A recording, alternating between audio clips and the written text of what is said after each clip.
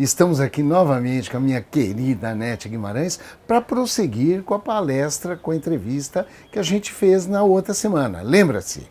Caminho para a felicidade. Vamos continuar a nossa conversa, Anete?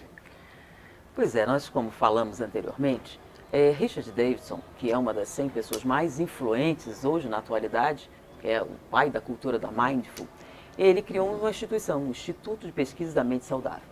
E o objetivo dele era desenvolver material científico que fundamentasse a necessidade de trabalhar determinadas qualidades que o ser humano possui, mas que não são desenvolvidas. E da sua pesquisa que ele tinha desenvolvido, ele descobriu que a bondade é inerente no ser humano. Porém, infelizmente, nós não valorizamos isso e nós fazemos exatamente o contrário. Nós eliminamos a bondade no processo de desenvolvimento das crianças. Porque ela vem de uma área cerebral específica que tem que ser desenvolvida como qualquer outra área. Nós nos preocupamos profundamente em alfabetizar as nossas crianças. Sim.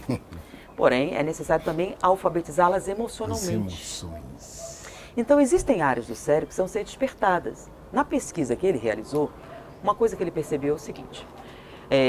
Quando ele foi atrás da pesquisa para oferecer ao Dalai Lama, ele convidou um amigo e foi atrás, projeto, qualquer coisa. E não achou. Não tinha ninguém pesquisando gentileza, ternura, bondade, nada disso. Havia pesquisas sociais, mas não pesquisas biológicas. Então ele resolveu que ele iria desenvolver a pesquisa. Aquilo chamou a atenção dele. Não, ele acreditava que a bondade, a ternura eram inerentes ao ser humano, era uma característica humana, diferente de outros animais, outros primatas. E aí ele foi atrás, mas como é que eu vou fazer? Que metodologia eu vou desenvolver para provar isso? Então, a primeira coisa que ele viu é que ele tinha que trabalhar com crianças, para provar que não era um fenômeno social. Sim. Então, pegar crianças bem pequenas, que já pudessem se expressar de alguma maneira, mas não tivessem um convívio social muito intenso, que pudesse justificar esse aparecimento. Então, como é que ele ia fazer? Primeiro, ele tinha que mapear certas áreas cerebrais para demonstrar. Então, por exemplo, nós temos a área do prazer. Tá? Perfeito. E a criança sente um prazer intenso quando ela se relaciona com alguém com quem ela tem uma ligação afetiva. Tá bom? Mas antes disso, a gente tem que definir as três coisas. O que é ternura, o que é gentileza e o que é bondade. Não são a mesma coisa. Ternura é o impulso de ajudar quem você ama. Não é? Aquela coisa que você está namorando, aí você se preocupa, você está com frio, Sim. você já comeu, aquela coisa que você não faz com uma pessoa estranha. Então, você convive com a pessoa, não presta atenção, mas está apaixonado, você começa. Você está com frio? Você está com isso? Isso é ternura. Tá? É o impulso de ajudar aquele que você gosta. O que é gentileza? É o impulso natural de ajudar um estranho. A bolsa caiu, você ajuda. A idosa é aquela questão que alguns acham educacional, mas não é um impulso. Não é a tendência? Caiu o pacote, você abaixa para pegar. Sim. O nome disso é gentileza. E o que é bondade? Bondade é o impulso de ajudar alguém que você não gosta. Difícil, hein? Porque as outras são naturais. Sim. Mas a bondade as pessoas achavam que não era. Que era um fenômeno social que se aprendia em vista para salvar sua alma, para negociar com Deus, para ganhar uma casa de frente para o lago, para nosso lar. Sim. O tal do bônus hora, né? Sim. Então, que seria um fenômeno social. Então ele começou com as crianças assim. Ele pegava a criança e perguntava, qual é a pessoa que você mais gosta? Sua pessoa favorita no mundo? E ele estimulava a criança a falar sobre essa pessoa. Normalmente é mamãe, mas eventualmente é papai, vovó, a pessoa favorita. E ele fazia a criança falar sobre ela, estimular.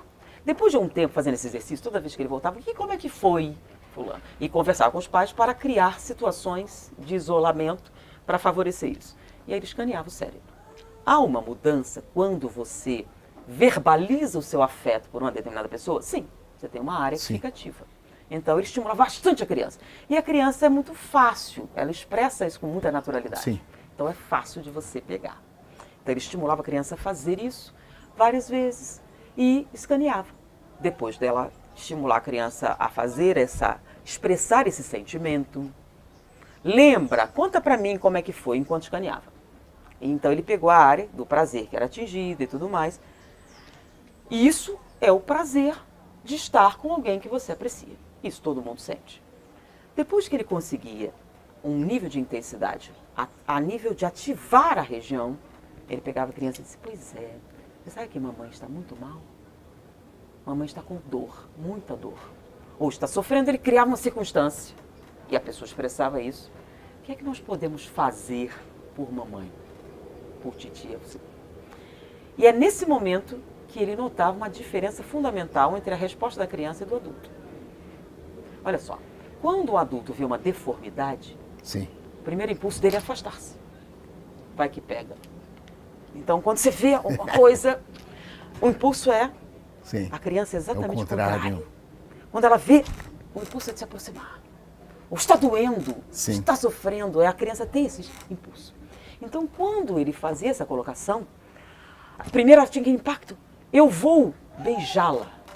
Eu vou dar para ela o meu coelhinho. Eu vou fazer isso. Era todo um impulso ativo. Então, a área que ativava era a área motora, que é o contrário. Sim. Então, era uma área de aproximação, a área motora, e ativava uma área que não estava ativa. Não esteve ativa em nenhum momento anteriormente. Espetáculo. Que é o lobo pré-frontal. Lobo pré-frontal. Não tinha em nenhum momento atividade. Ativava. Quando a criança pensava, o que vou fazer para minorar o sofrimento da pessoa amada? Era Ativava a ternura. a ternura ativa o pré-frontal. Olha. Mas quantas vezes a criança tem a chance de expressar isso? Quando você está passando mal, você não conta. Não. Quando você tem um problema, você não diz. A criança não participa dos problemas. E ela nunca tem a chance de ajudar. Porque não é papel da criança ajudar. Sim. Só que faz parte do desenvolvimento humano. Se você não estimular a área, o que acontece? Não desenvolve. Não desenvolve. Então, a ternura é ser expressada. E é um impulso natural. Só que se você não expressa nunca, o que acontece com uma área que você nunca usa? Atrofia. Porém, olha o que acontece. Ele fez exercício com a criança em várias circunstâncias. Colocou a pessoa amada numa situação de perigo, numa situação de dificuldade, uma situação de sofrimento, e a criança tinha que expressar uma solução para aquilo. E nesse momento a área ia se tornando ativa. E ele notou o seguinte, quanto mais vezes a área era ativa, mais ela permanecia. E aí começava a haver uma mudança com a criança. A criança que começava a expressar a ternura se tornava mais gentil. Que espetáculo. Ela começava a ser mais Sim. prestativa. Porque a gentileza também emana do pré-frontal. Se você nunca ativar essa área, você não tem a chance de expressar essa gentileza. Também no lobo pré-frontal. Esse impulso natural. Que loucura. Crianças que são estimuladas Sim. a expressar a sua ternura são mais gentis, mais prestativas, mais colaborativas em atividades escolares em geral. E a bondade também? Aí é que tá. Quanto mais ela expressa, aí o que ele fez? Vamos estimular essa coisa. Então, no momento que a criança ajuda o pai, ajuda a mãe em sofrimento, ela começa a ser mais sensível ao sofrimento das pessoas. Presta atenção.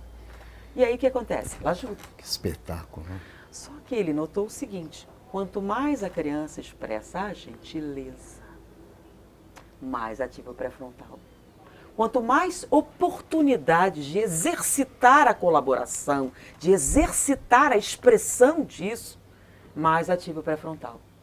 Chegava um momento em que ele permanecia ativo constantemente. Quando chegava um determinado nível, Naturalmente ativou. ativo. No que ativou, ele fica. E é justamente quando o pré-frontal está ativo permanentemente que ela começava a expressar outra coisa. Por exemplo, ajudar a quem ela não gostava. A bondade. Exatamente. Que Eles criaram espetáculo. alguns voluntários para serem inimigos da criança.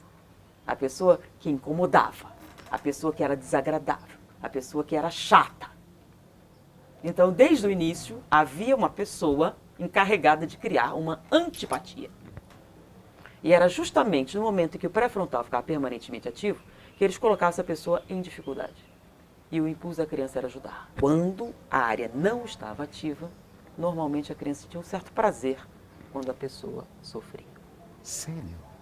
Gente, Anete, obrigado por ter vindo aqui na Obreiros hoje. Nós vamos continuar, gente, semana que vem, esta conversa. Daqui para frente, olha, é só esperar uma semaninha que passa rápido. Enquanto isso, acesse as nossas redes sociais e vamos para frente que tem mais Anete. Um beijo!